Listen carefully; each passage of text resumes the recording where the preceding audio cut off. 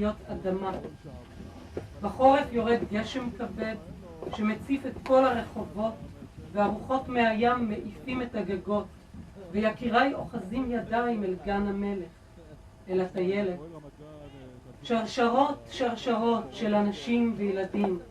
מאין הגעת? ולאן אתה הולך?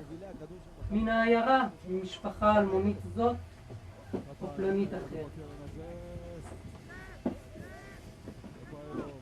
ועכשיו אני מזמין את המשורר פסח מיילין לקרוא עוד שירים מהספר שירים משם.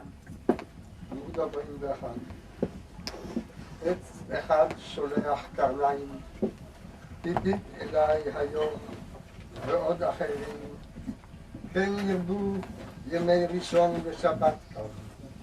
היערות ממול חומים רואים את גזעם גם לעומק.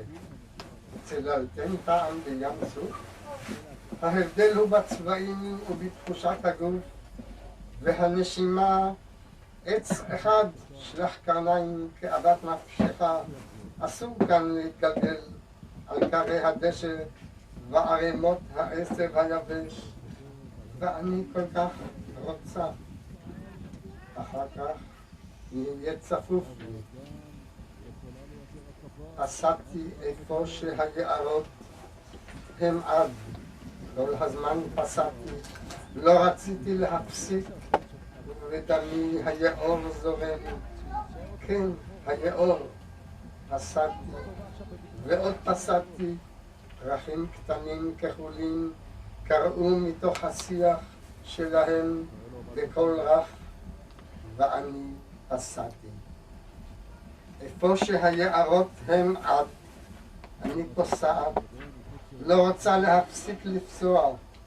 הירוק ער וסמיך, עד וסמיך בולע אותי, סביב גופי בדים, ראשי בשמיים. לפי אני רוצה לשרוד סוודר כחול דק לשנה הבאה. עכשיו אפצע בין הירוק עד, טרי כמו אחיות צעירות יותר, והאישה שוויצריה באביב. אחר כך הלכתי והעצים גבהו, השמש הבטיחה עוד יום חם. אני מוכנה לדלג היום לאחר יום אתמול שהיה קשה במיוחד. ציפור אחת צרצרה כמו צרצר גדול. אם תיקחו את השמש הזאת לדוגמה, תראו את היער, ואם את היער תראו את העשב, וכן הלאה. תודה רבה. אסי שרון, בבקשה. אני אקרא שני שירים בעמוד 52. שני שירים אני חושבת שצריך לקרוא אותם יחד, ככה נראה לי. אחד נקרא כשבאה אימא, והשני כשאימא הלכה. כשבאה אימא, בהיכר ראיתי יופי של סופת רוחות בלילה בהיר. אימא הגיעה מן הבית וטעמה בילקוטה. בני, שהוא חדש, היה בתוך הקופסה שעל ברכיי, ואני בכיתי אל תוך החיתול הלבן. כשאימא הלכה. כשאימא הלכה, היא אמרה לי, אל תהיה עצובה. נדהמתי מן הכליאה. היא הקדימה אותי בהרבה לידיעה. דברים מן הסוג הזה אופייניים לאימא. אני אסיים את הערב, כמה שירים. שני שירים.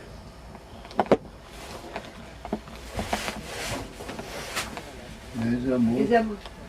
53 ו-54. וכשכאן הייתה מלחמת המפרץ, ואני הייתי קשורה למה שקורה כאן, שם יש חדרים אטומים.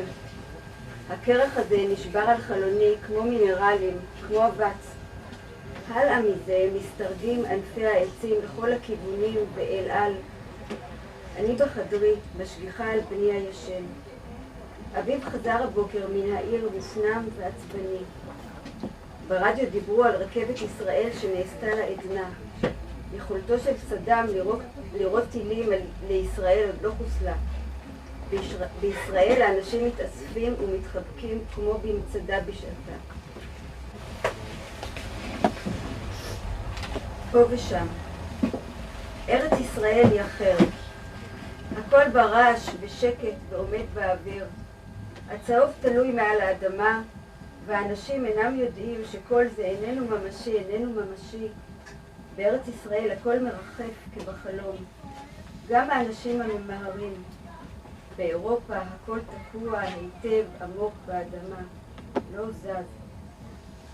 את פיי אהבתי. הייתי מושיטה יד ומלטפת את שערותיה ופניה. הייתי אומרת לה, אהבתיך יפתי. האם הייתה צוחקת? תודה רבה.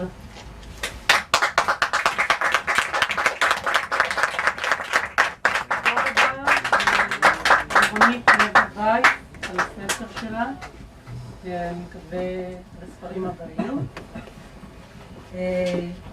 לעמוס לויטן, עורך הוצאת הבנים, ומשורר פסח מיילין, לאסי שרון, ולכם שבאתם הנה. תודה רבה.